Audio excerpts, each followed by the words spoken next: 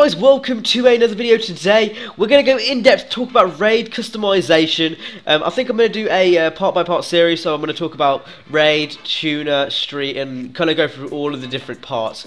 So today we're going to be talking about raid. Without further ado, let's get straight into the video. Okay, so in the crew there's 6 tuning specs if you include fully stock.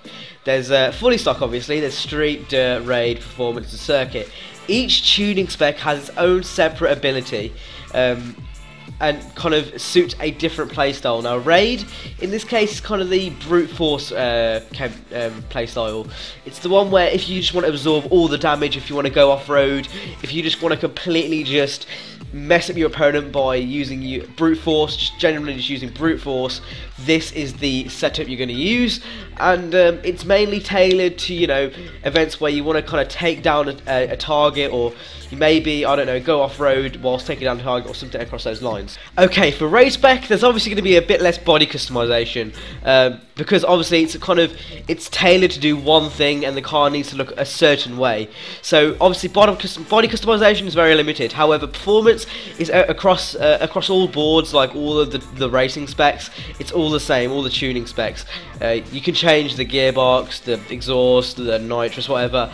All of the performance upgrades across all of the racing specs are the same. However, the body customization is very limited on raid spec, because they want it to look a certain way because it's made to do a certain job. However, you can change the colour of the rims, the interior for some cars, and the spoiler for some cars. So there is obviously, you know, there is an extensive amount of customization available. On top of that, you can put stickers and all types of stuff on it like that, so that's great as well. You know, you can still change how your car looks, and if you guys want, you know, your car to look like the rest of your crew's car, so maybe, I don't know, the rest of your crew runs a full-on black car with one white stripe down the middle, you can still do that, you know, that's not a problem. So that is it for raid customization.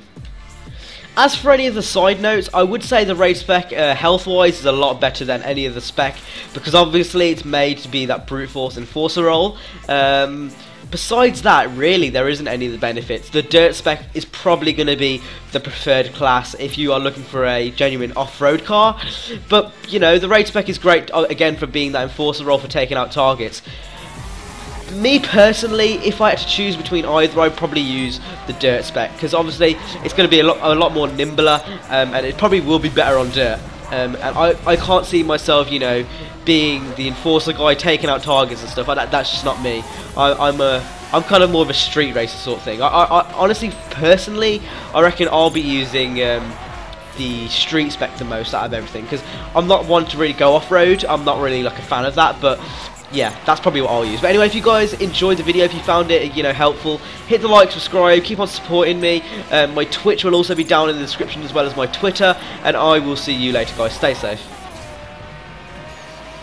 If that makes sense. It's kind of tied to that specific event, and you have to hone your skills around that certain event.